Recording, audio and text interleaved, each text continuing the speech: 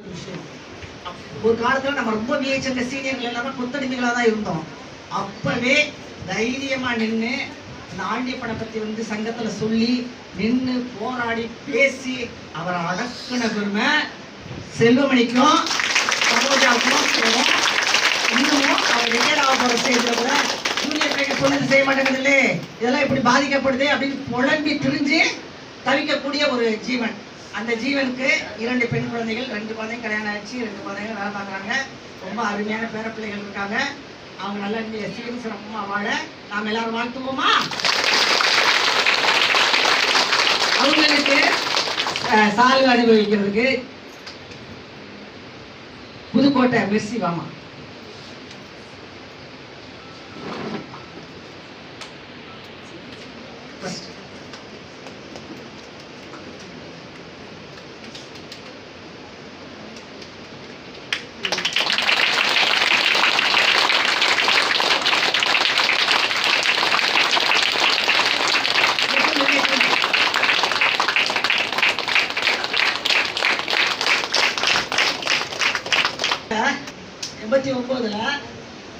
அவங்களுக்கு கல்யாணம் ஆகி குழந்தை பிறந்துச்சு. திருச்சியில தான் குறிஞ்சி ஹோட்டலுக்கு முன்னாடி நாங்கள் போராட்டம் நடத்துறோம். ட்ரான்ஸ்ஃபர் போட்டாங்க. எனக்கு டாக்டரை கேள்வி கேட்டேன். ஏன்னா நம்ம பேஷண்ட் அனுப்பினா பார்க்க மாட்டாங்க, டயரியா வீட்டுக்கு டயரியா ஆயிடுச்சுன்னு சொல்லிட்டு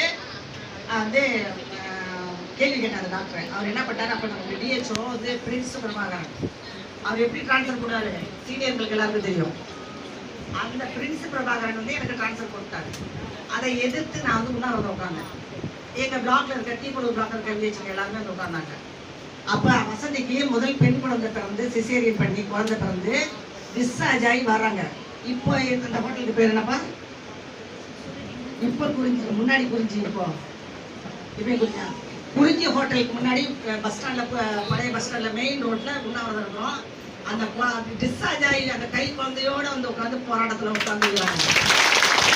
அது மட்டும் இல்லை, ஒரு டிஹெச்ஓ விஹெச்என்களை கேள்வி கேட்டதுக்கு நீங்க உங்களை எனக்கு டிரான்ஸ்ஃபர் வாங்கி கொடுங்க, நான் 117 பேருக்கு நீங்க உங்களுக்கு நான் ஏன் டிரான்ஸ்ஃபர் வாங்கி கொடுக்குறேன், நீங்க எங்களுக்கு 117 பேருக்கு டிரான்ஸ்ஃபர் வாங்கி கொடுங்கன்னு அவங்க வாய் அடைச்சாங்க. அவங்க இந்த மாவட்டத்திலேயும் டிஹெச்ஓ இருந்தாங்க, ஹேமச்சந்த் காந்தி. அவங்கள வாயை மூடுனது, வாயை அடைச்சது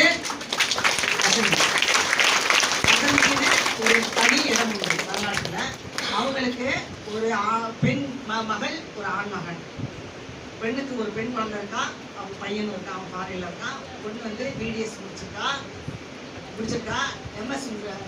எம்டிஎஸ் முடிச்சிருக்கா, கோல்டு மெடலிஸ்ட்டு, இன்னும் வேலைக்கு போகலை.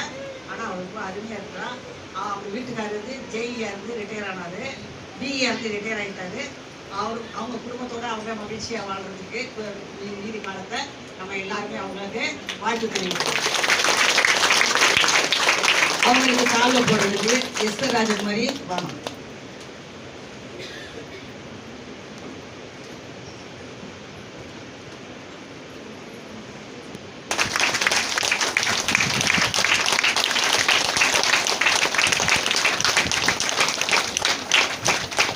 இந்த பொதுக்குழு ரொம்ப சீரும் சிறப்புமா நடக்கிறதுக்கு ஒரு 6-7 பேர் ரொம்ப பாடுபட்டு இருக்காங்க.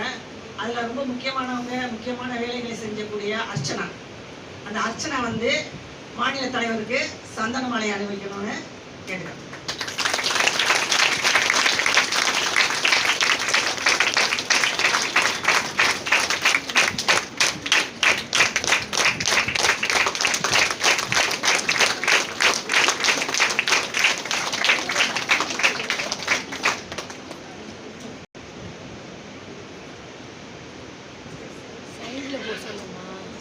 அர்ச்சனா